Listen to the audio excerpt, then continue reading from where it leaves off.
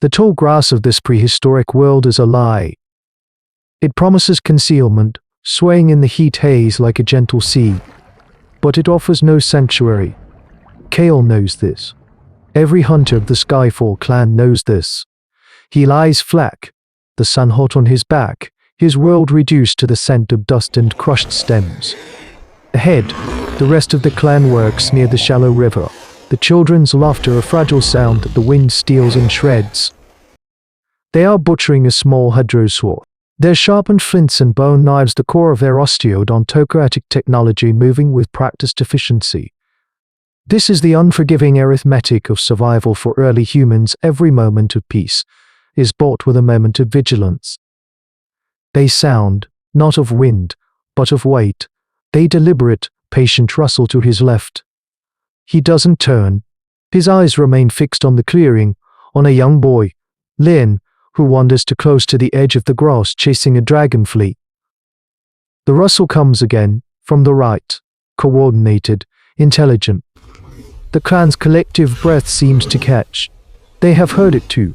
The work slows, then after dies. Every adult is now a statue, gripping a spear or a stone axe, their knuckles white, heavy with the silent scream of impending violence. The attack is not a charge, it is an equation. A single Utahraptor bursts from the grass directly in front of the main group, a feathered blur of distraction. It hisses, flashes a sickle claw as long as a man's forearm, and dances back. The hunters pivot, their spears forming a bristling hedge of wood and stone.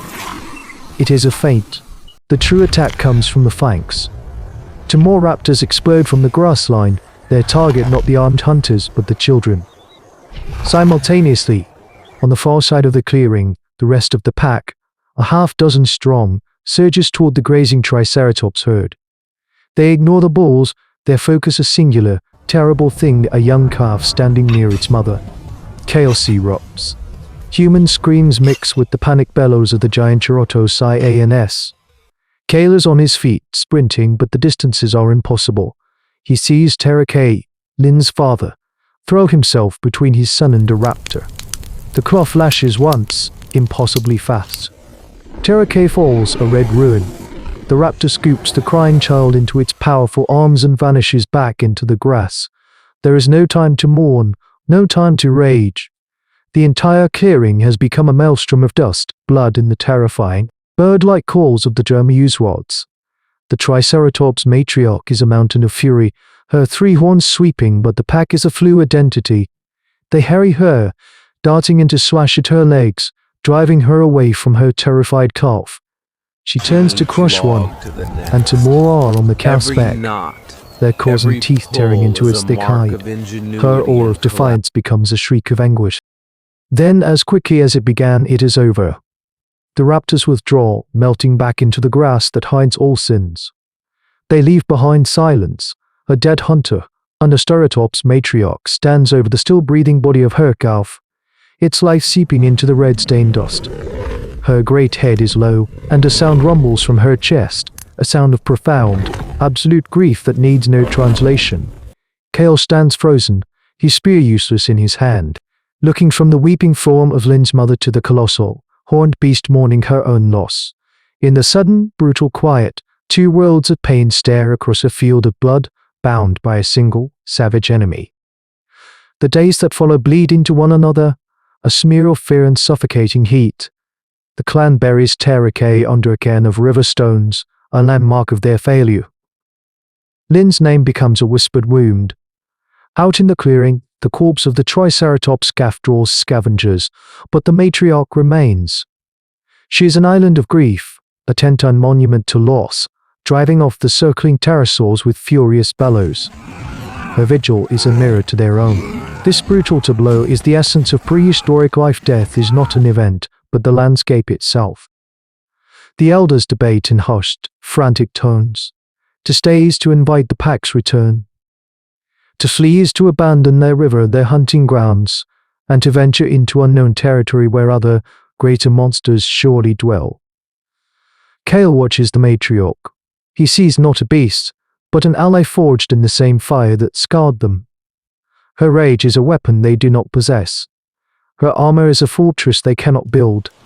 He sees a path forward, a terrifying, insane-sounding path that changes the course of hominid history. He walks out into the open carrying only his spear, held low in a sign of peace. The clan murmurs a wave of panic and disbelief. He stops a dozen paces from her massive head. She watches him, her one visible eye, ancient and intelligent, tracking his every move. He does not look at her horns, but at her eye. He raises a hand and points, not at her, but toward the whispering line of grass where his clan's child was stolen. Then he gestures to the remains of her calf. The language is lost.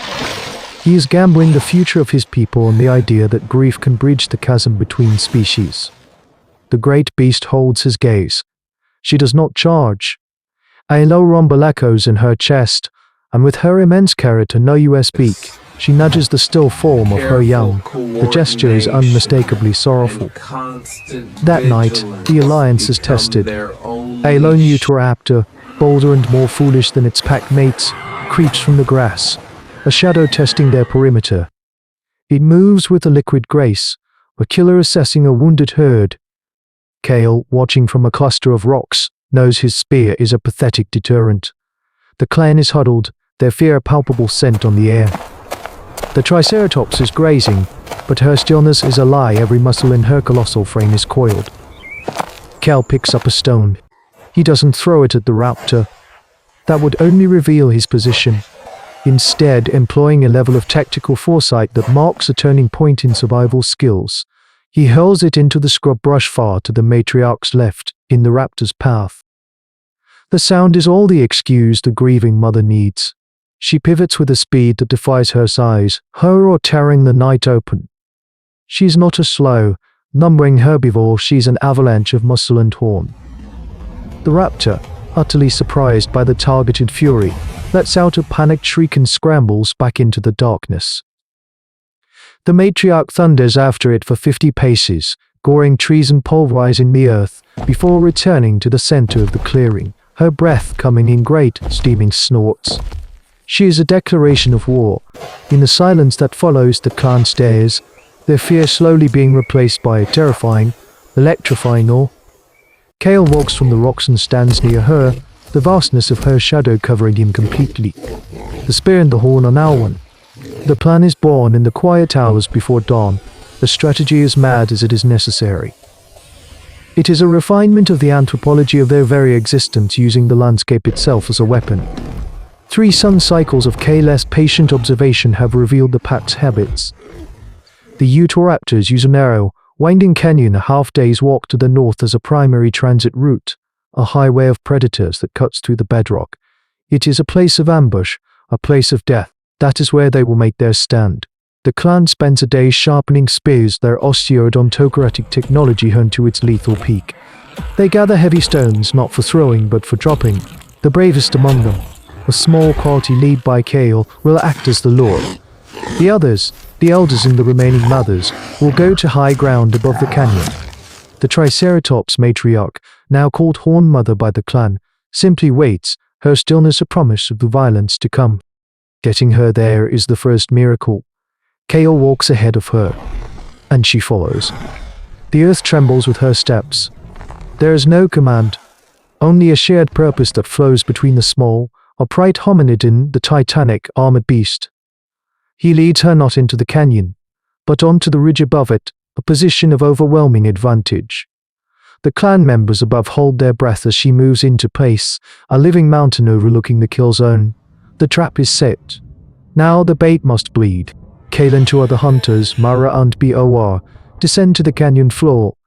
They carry a haunch of meat from a scavenged kill. It sent a clawing invitation on the wind. They are small, fragile things in this ancient chasm, a footnote in the grand, violent epic of prehistoric animals. The raptors come. They emerge from the shadows of the rock walls not as a pack, but as specters, their movements silent and fluid, the pinnacle of Utahraptor evolution. The lead raptor, a scarred veteran with one clouded eye, fixes on Kale. It knows this place. It has killed here a dozen times. It lets out a low interrogative chirp, and the others fan out, cutting off all escape. Kale's heart hammers against his ribs. He sees the raptor that snatched Lin, recognizes a unique slash of darker feathers on its flank. A cold, clarifying rage washes over him. Bo throws his spear first. It's a desperate, premature act born of terror. The raptor sidesteps it contemptuously and lunges. That is the signal. High above, a guttural roar splits the sky. Horn Mother charges. She doesn't descend into the canyon's edge down with her. An avalanche of rock and earth, dislodged by her immense weight, cascades down the slope. The raptors, their predatory focus locked on the humans, are caught completely by surprise. One is crushed instantly. Another has its leg shattered by a falling boulder. At the same moment, the clan members above begin to rain down their heavy stones, turning the canyon floor into a brutal, percussive death attempt.